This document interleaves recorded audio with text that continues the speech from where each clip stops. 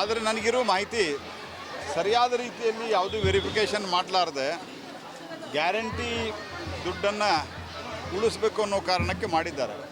Bogus ಕಾರ್ಡ್ಗಳು ಕಮ್ಮಿ ಮಾಡಬೇಕು, ಇದ್ರ ಬಗ್ಗೆ ಏನು ಡೌಟ್ ಇಲ್ಲ. ಆದರೆ ಇದನ್ನು ಸೈಂಟಿಫಿಕ್ ಆಗಿ ವೆರಿಫಿಕೇಷನನ್ನು ಸರಿಯಾಗಿ ಮಾಡಬೇಕು. ಮಾಡಿದ ನಂತರವೇ ಕ್ರಮ ಕೈಗೊಳ್ಳಬೇಕು. ಅದು ಬಿಟ್ಟು ನಿಜವಾದ ಬಡವರಿಗೆ ಕಾರ್ಡ್ ಇಲ್ಲದೇ ಇರೋದು ಮತ್ತು ಬೋಗಸ್ ಕಾರ್ಡ್ಗಳು ಶ್ರೀಮಂತರಿಗೆ ಹಾಗೆ ಉಳಿದು ಇದು ಸರಿಯಲ್ಲ. ಅದಕ್ಕಾಗಿ ಇದನ್ನು ಸರಿಯಾಗಿ ಮತ್ತೊಮ್ಮೆ ಪರಿಶೀಲನೆ ಮಾಡಿರಿ ಅಂತ ನಾನು ಸಲಹೆ ಕೊಡ್ತೀನಿ. ಕೆಲವರು ಹೇಳ್ತಾ ಇದ್ದಾರೆ ಗ್ಯಾರಂಟಿ ಯೋಜನೆಗಳಿಗೋಸ್ಕರನೇ BPL.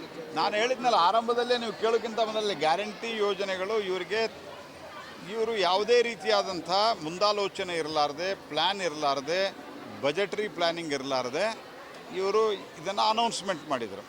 ಅನೌನ್ಸ್ಮೆಂಟ್ ಮಾಡಿದ ನಂತರ 200 ಯೂನಿಟ್ ನನಗೂ ಫ್ರೀ, ನಿನಗೂ ಫ್ರೀ, ಮಾದೇವಪ್ಪ ಫ್ರೀ, ಕಾಕಾ ಪಾಟೀಲ್ ಫ್ರೀ ಅಂತ ಹೇಳಿದವರು ಆಮೇಲೆ 200 ಯೂನಿಟ್ ಎಲ್ಲ ಮಾಡಿದ್ದಾರೆ. ಅದಾದ ನಂತರವೂ ಸಹಿತ ಲ್ಯಾಕ್ ಆಫ್ ಪ್ರಾಪರ್ ಪ್ಲ್ಯಾನಿಂಗ್ದಿಂದಾಗಿ ಇವತ್ತು ರಾಜ್ಯ ಆರ್ಥಿಕವಾಗಿ ಭಾಳ ಅಧೋಗತಿಗೆ ಹೋಗ್ತಾ ಇದೆ.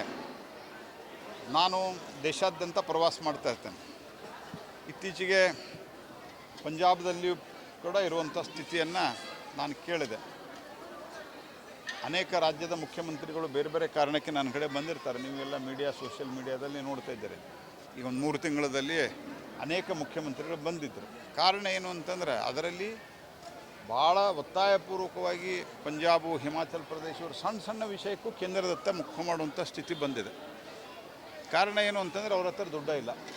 ಯಾಕೆ ದುಡ್ಡ ಇಲ್ಲ ಅಂತಂದರೆ ಯಾವುದೇ ಪ್ಲ್ಯಾನಿಂಗ್ ಇರಲಾರ್ದೆ ಮನಬಂದಂತೆ ಈ ಸ್ಕೀಮ್ಗಳನ್ನು ಮಾಡಿ ಮತ್ತು ಕೇವಲ ವೋಟ್ ಬ್ಯಾಂಕಿಗೆ ದೃಷ್ಟಿಯಿಂದ ಏನು ಯೋಚನೆ ಮಾಡ್ತಾರಲ್ಲ, ಇದರಿಂದ ಆರ್ಥಿಕವಾಗಿ ಭಾರಿ ಸಮಸ್ಯೆಯನ್ನು ಎಲ್ಲ ರಾಜ್ಯಗಳು ಅನುಭವಿಸ್ತಾ ಇದ್ದಾವೆ. ಕರ್ನಾಟಕವು ಕೂಡ ಅದೇ ದಾರಿಯಲ್ಲಿ ಹೋಗ್ತಾ ಇದೆ.